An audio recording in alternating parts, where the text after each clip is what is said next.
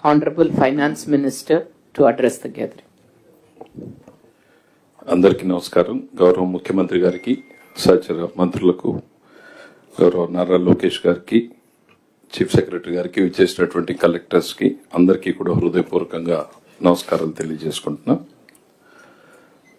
The aim of this meeting is not only about assessing the progress or reviewing the progress. It's about realigning the entire government machinery towards one common objective, that is efficient delivery, disciplined expenditure and visible results on the ground. As Finance Minister, my message is very simple.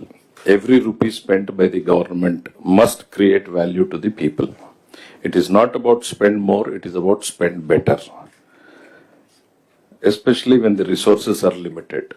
You know what we are going through at present. There is a huge resource gap between what we are earning and what we are spending. As a finance minister, I find it as a challenging times, but as the chief minister always says, it is an inspiring time for him. For a man who has seen every crisis as an opportunity, it is an inspiring time for him. But for me, every day it is a challenging time with so much of resource gap to manage at every step, starting from salaries, pensions to the developmental expenditure.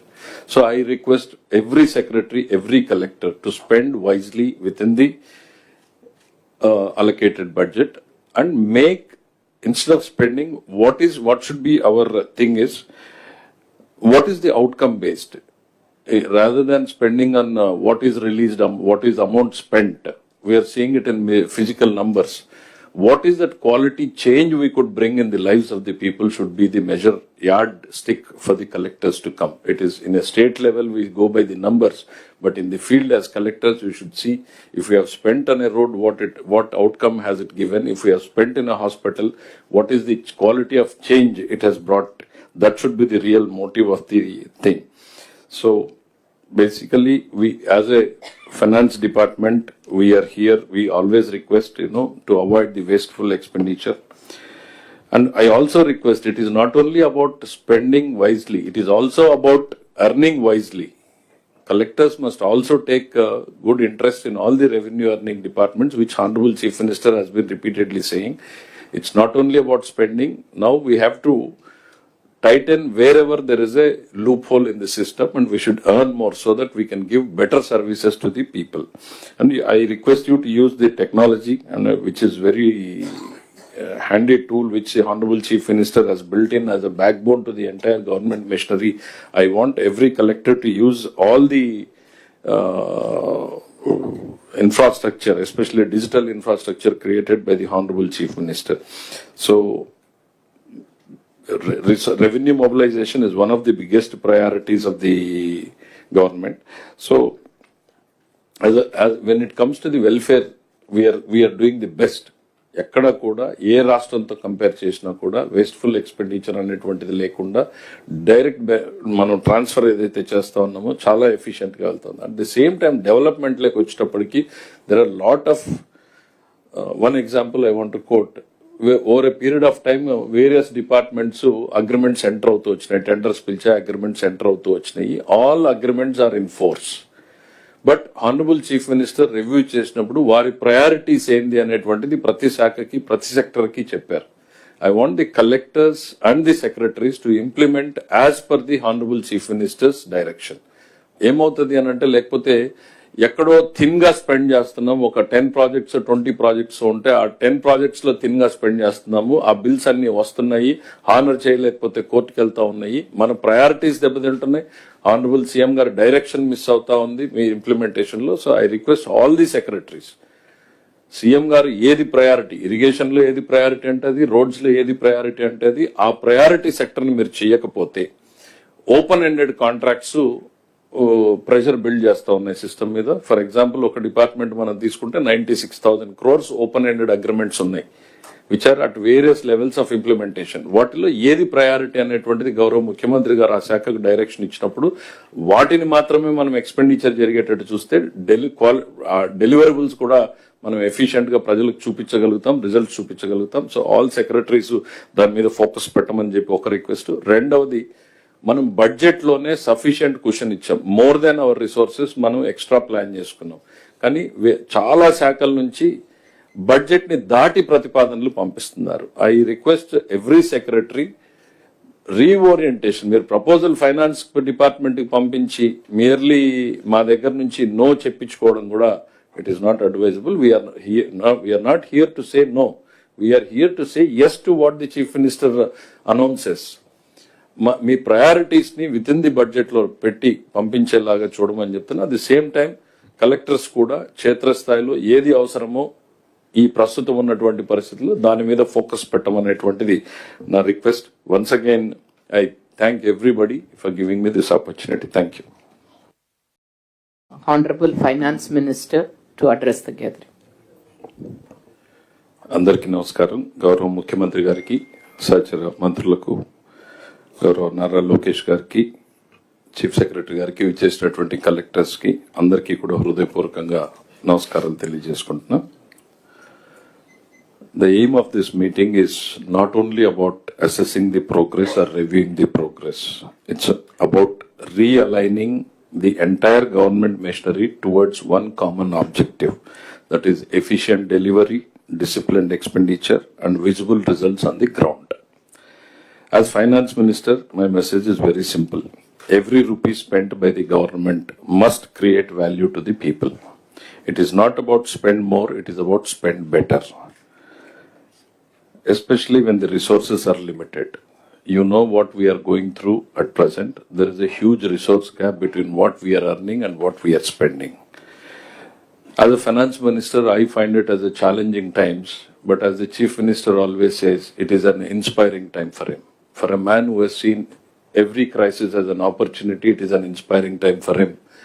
But for me, every day it is a challenging time with so much of resource gap to manage at every step, starting from salaries, pensions to the developmental expenditure. So I request every secretary, every collector to spend wisely within the allocated budget and make, instead of spending, what should be our thing is, what is the outcome based? Rather than spending on what is released, what is amount spent. We are seeing it in physical numbers.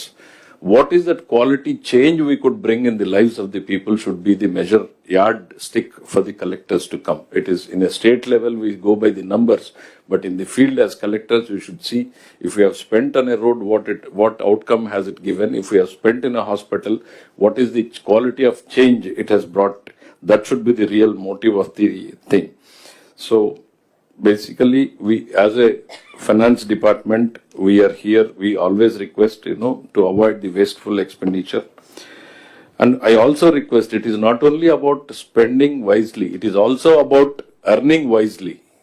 Collectors must also take good interest in all the revenue earning departments, which Honorable Chief Minister has been repeatedly saying. It's not only about spending. Now we have to tighten wherever there is a loophole in the system, and we should earn more so that we can give better services to the people. And I request you to use the technology, and which is very handy tool which the Honorable Chief Minister has built in as a backbone to the entire government machinery.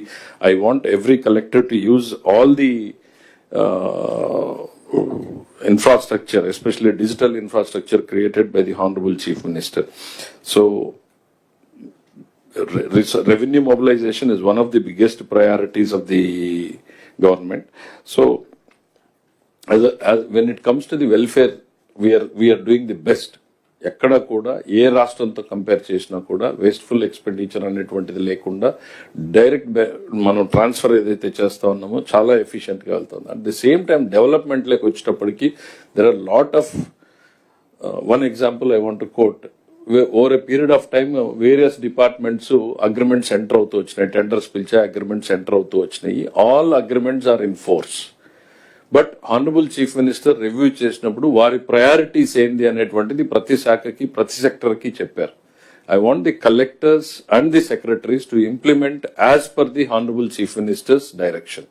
ఏమవుతుంది అని అంటే, లేకపోతే ఎక్కడో thin గా spend చేస్తున్నాం, ఒక 10 projects 20 projects ఉంటే ఆ 10 ప్రాజెక్ట్స్ లో థిన్ గా స్పెండ్ చేస్తున్నాము, ఆ బిల్స్ అన్ని వస్తున్నాయి, హానర్ చేయలేకపోతే కోర్టుకు వెళ్తా ఉన్నాయి, మన ప్రయారిటీస్ దెబ్బతింటున్నాయి, ఆనరబుల్ సీఎం గారి డైరెక్షన్ మిస్ అవుతా ఉంది మీ ఇంప్లిమెంటేషన్ లో. So I request all the secretaries CM గారు ఏది ప్రయారిటీ, ఇరిగేషన్ లో ఏది ప్రయారిటీ అంటే అది, రోడ్స్ లో ఏది ప్రయారిటీ అంటే అది, ఆ ప్రయారిటీ సెక్టర్ ని మీరు చేయకపోతే open ended contracts pressure build చేస్తా ఉన్నాయి సిస్టమ్ మీద. ఫర్ ఎగ్జాంపుల్ ఒక డిపార్ట్మెంట్ మనం తీసుకుంటే 96,000 crores ఓపెన్ ఎండెడ్ అగ్రిమెంట్స్ ఉన్నాయి, which are at various levels of implementation. వాటిలో ఏది ప్రయారిటీ అనేటువంటిది గౌరవ ముఖ్యమంత్రి గారు ఆ శాఖకు డైరెక్షన్ ఇచ్చినప్పుడు వాటిని మాత్రమే మనం ఎక్స్పెండిచర్ జరిగేటట్టు చూస్తే డెలివరబుల్స్ కూడా మనం ఎఫిషియెంట్ గా ప్రజలకు చూపించగలుగుతాం, రిజల్ట్స్ చూపించగలుగుతాం. సో ఆల్ సెక్రటరీస్ దాని మీద ఫోకస్ పెట్టమని చెప్పి ఒక రిక్వెస్ట్. రెండవది, మనం బడ్జెట్ లోనే సఫిషియెంట్ కుషన్ ఇచ్చాం, మోర్ దెన్ అవర్ రిసోర్సెస్ మనం ఎక్స్ట్రా ప్లాన్ చేసుకున్నాం. కానీ చాలా శాఖల నుంచి బడ్జెట్ ని దాటి ప్రతిపాదనలు పంపిస్తున్నారు. I request every secretary reorientation. మీరు ప్రపోజల్ ఫైనాన్స్ డిపార్ట్మెంట్ కి పంపించి మియర్లీ మా దగ్గర నుంచి నో చెప్పించుకోవడం కూడా it is not advisable. We're not here to say no, we're here to say yes to what the chief minister announces. మీ priorities ని విత్ ఇన్ ది బడ్జెట్ లో పెట్టి పంపించేలాగా చూడమని చెప్తున్నా. At the same time collectors కూడా క్షేత్రస్థాయిలో ఏది అవసరమో ఈ ప్రస్తుతం ఉన్నటువంటి పరిస్థితుల్లో దాని మీద ఫోకస్ పెట్టమనేటువంటిది నా request. Once again I thank everybody for giving me this opportunity. Thank you.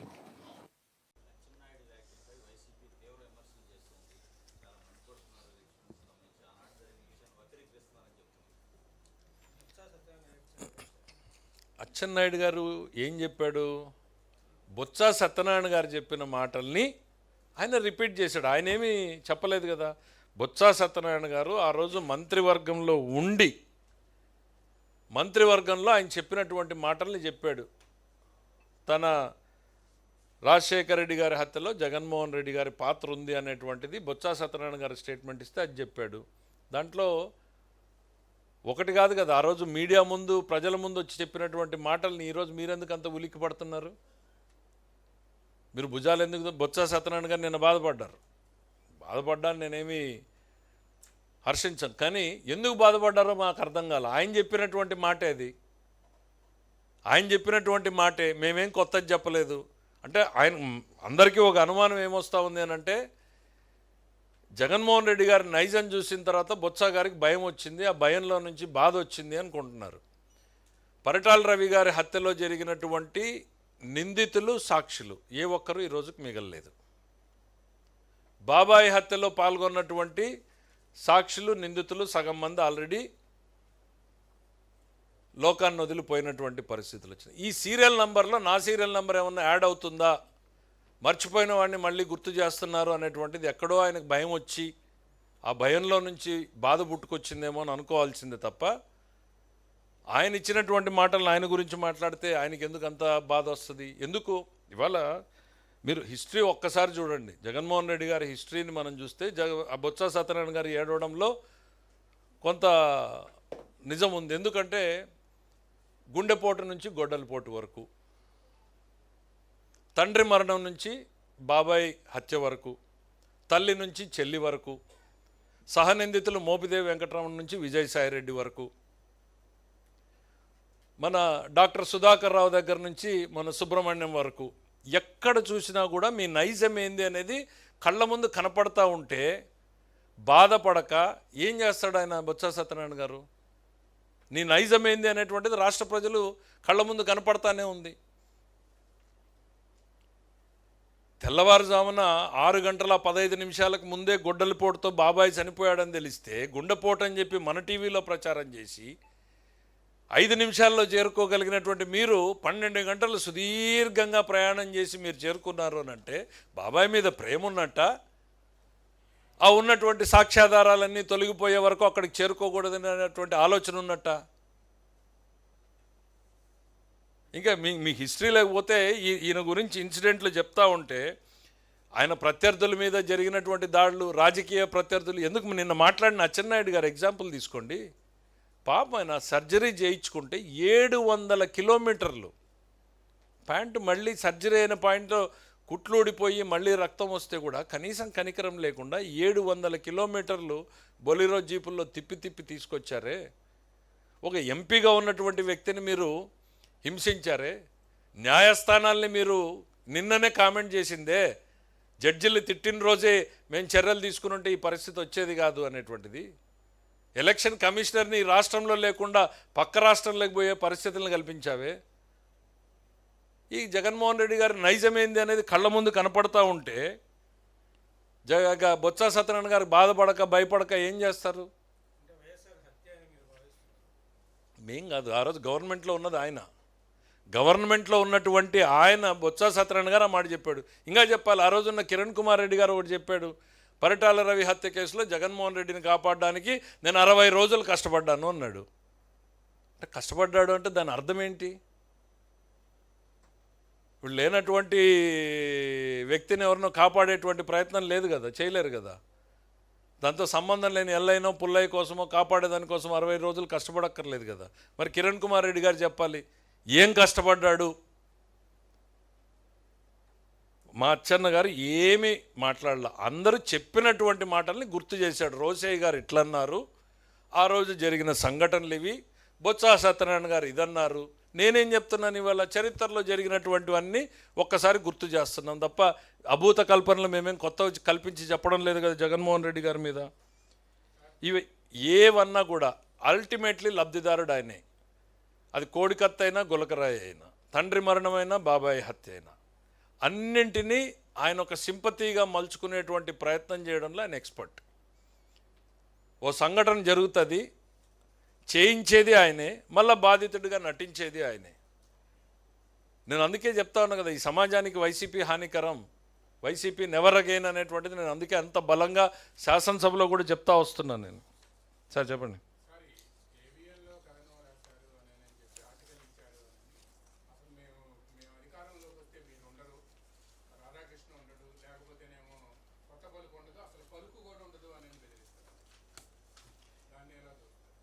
వీళ్ళకి ఏబిఎన్ గురించి సిబిఎన్ గురించి ఇంకా సరిగ్గా తెలియదని అనిపిస్తుంది నాకు.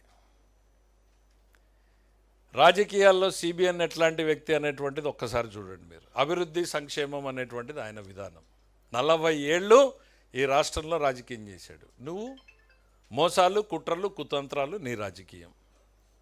ఏబిఎన్ ఈరోజు కొత్తగా నువ్వు బెదిరించేది ఏందయ్యా? మీ నాన్న మొదలు పెట్టాడు కదా, మీ నాన్న వల్లే కాలేదు కదా రాధాకృష్ణన్ బెదిరించడము.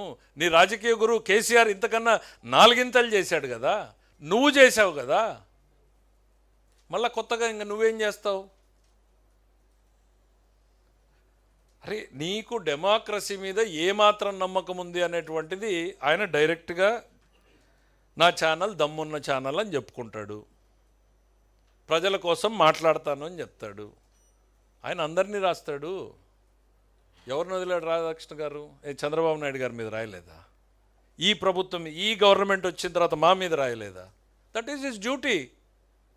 ఆయన క్షేత్రస్థాయిలో నుంచి మీలాగా కలం పట్టుకున్న స్థాయి నుంచి ప్రజల కోసం నిలబడినటువంటి వ్యక్తి.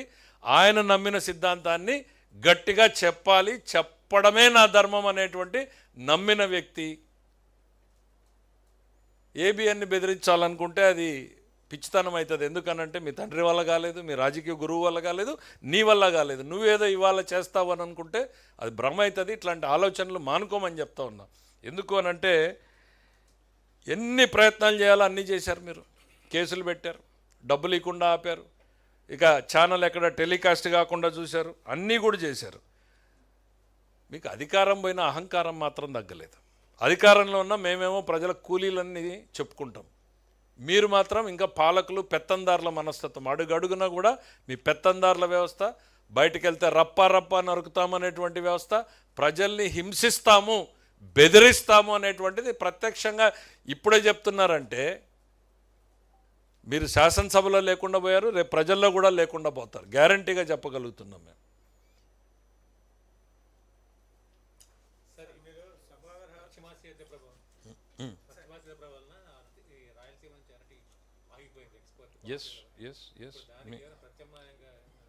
చెప్తాను. డెఫినెట్గా ఒక్క అరటిపండు మీదనే కాదు, చాలా వాటి మీద ఇవన్నీ ప్రభావం పడేటువంటి పరిస్థితులు ఉన్నాయి. వాటిని అన్నింటినీ కూడా, ఎందుకనంటే యుద్ధం అనేటువంటిది ఎవ్వరి చేతిలో లేనటువంటి పరిస్థితులు మనకివి. సో వాటిని గమనిస్తున్నాం, ఏ స్టేజ్లో ఏం జరుగుతుంది. ఎందుకనంటే డే టు డే వాచ్ చేయాల్సినటువంటి పరిస్థితి ఇది. మన రాష్ట్రము మన దేశం చేతుల్లో కూడా లేదు.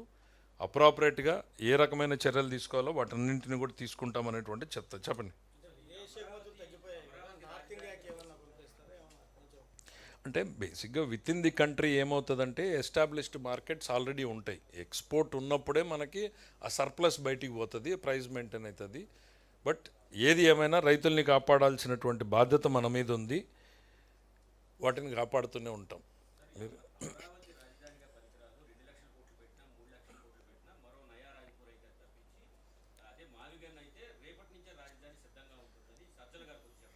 ఇప్పుడు ఆయన మావిగన్ అంటాడు, ఇంకొక ఆయన పెంటగన్ అంటాడు.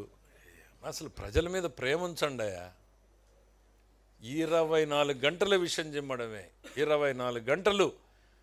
అరే పొద్దున్న లేచిన దగ్గర నుంచి రాత్రి వరకు 74 ఏళ్ళు 75 ఏళ్ల వయసులో చంద్రబాబు నాయుడు పనిచేస్తుంటే ఇట్ట కాదు ఇది చెయ్యి అని చెప్పేటువంటి ఒక పాజిటివ్ సలహా మీ నోటి నుంచి రాదు. ఎవడన్నా వస్తాను అంటే టెండర్ లేకుండా బెదిరిస్తాం మేము, హాస్పిటల్ ఎవడు తీసుకుంటాడు అనేటువంటిది. ఖచ్చితంగా అద్భుతమైన సంస్థలు వస్తాయి రాష్ట్రానికి. నువ్వు ఎంత బెదిరించినా కూడా 1000 కోట్ల పెట్టుబడులే వస్తున్నాయి. చరిత్రహీనుడు అయ్యేటువంటి పరిస్థితులు తొందరలో ఉన్నాయి. ప్రజల కోసం రాజధాని కట్టుకుంటూ ఉంటే చివరిలో ఒక విషం చుక్క. రాధాకృష్ణ గారి గురించి అంటే నాకు ఇందాక ఒకటి గుర్తుకొచ్చింది. ఆయన ఇప్పుడే కాదు ఎప్పుడు కూడా రాస్తూనే ఉంటాడు. మేము అధికారంలో ఉన్నప్పుడు చుక్కల్లో చంద్రుడా నేలకు దిగాయా అని రాశాడు. మరి ఆ రోజు ముఖ్యమంత్రి చంద్రబాబు గారు బాధపడలేదే? నేను చెప్పా కదా, మా శాఖ గురించి కూడా రాస్తాడు. అందులో నిజం ఉందా లేదా? ప్రపంచంలో జరిగేవన్నీ మాకు తెలియాలని లేదు కదా. మీడియా పలు రకాలుగా ఇన్ఫర్మేషన్ వస్తూ ఉంటుంది, రాస్తే కరెక్ట్ ఉంటే కరెక్ట్ అని సరిదిద్దుకోవాలి, లేదు అని అంటే రిజైండర్ ఇచ్చుకోవాలి. అది ఇడిచిపెట్టి చంపుతాం నరుకుతాం రప్ప అని అంటే మిమ్మల్ని ప్రజలు రప్ప అనేటువంటి రోజులు తొందరలో వస్తాయి మీకు.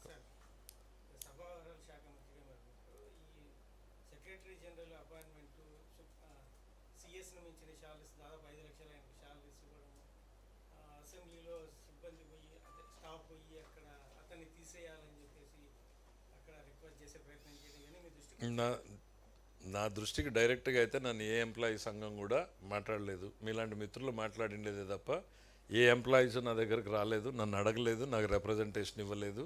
What ever has been done as per the established practices ప్రకారమే జరిగాయి. గతంలోనూ ఉన్నాయి, ఇవాళ కొత్త కాదు. ఇవన్నీ కూడా డెమోక్రసీలో ఇప్పుడు ఇవాళ శాలరీలు అనేటువంటి దానికన్నా కూడా ఇంపార్టెంట్ హయ్యెస్ట్ లెజిస్లేటివ్ బాడీలో హయ్యెస్ట్ నాలెడ్జ్ ఉన్నవాళ్ళు ఇంపార్టెంట్ అనేటువంటిది మనకి నెసెసిటీ. మిగిలిన వాళ్ళల్లో ఎక్స్పీరియన్స్ వేరు. లెజిస్లేటివ్ ప్రాక్టీస్లో ఆయన కూడా పార్లమెంట్ దగ్గర నుంచి సుప్రీంకోర్టు బ్యాక్గ్రౌండ్ కొంత ఉన్నటువంటి వచ్చినటువంటి వ్యక్తి కాబట్టి ఓకే, ఎంప్లాయీస్ ఏమైనా వస్తే చూద్దాం. Will redress, we're here to redress all the issues. Thank you.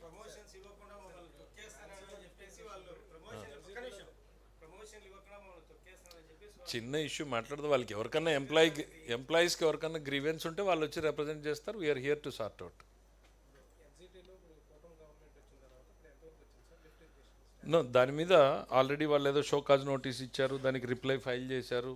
కనీసం జగన్మోహన్ రెడ్డి గారి గవర్నమెంట్లో రిప్లై కూడా ఫైల్ చేయాలి. అది మంచి పని చెప్పారు మీరు గుర్తు చేసి. రిప్లై కనీసం వాళ్ళు ఇచ్చినటువంటి దానికి రిప్లై కూడా ఫైల్ చేయలేదు. ఈరోజు ఎక్కడున్న కద్దరు చొక్కలు తగిలించుకుని వచ్చి ప్రజల మీద ప్రేమను కనపరుస్తున్నారు. అట్లీస్ట్ రిప్లై అయినా ఏదో ఫైల్ చేసినట్టున్నారు. రాయలసీమ లిఫ్ట్ ఇరిగేషన్ కన్నా ముందు ఇవాళ ముచ్చుమర్రి అక్కడ పనిచేస్తూ ఉంది. సేమ్ డెప్త్, సేమ్ వాటర్ని, ఇంకా దానికన్నా 2 అడుగులు కిందకుంది ఇది. ముచ్చుమర్రి నుంచి చంద్రబాబు నాయుడు గారు ఎటువంటి వివాదాలు లేకుండా నీళ్లు తీసుకొస్తున్నారు. నువ్వు రాయలసీమ లిఫ్ట్ ఇరిగేషన్ ఇంకో పేరు ఎందుకు? ఇప్పుడు వివాదాలకి మీరిద్దరు మాట్లాడుకుని చేసుకున్నట్టుంది కేసీఆర్. అవి ఇద్దరు రాజకీయ లబ్ధి పొందేదానికోసం. Thank you.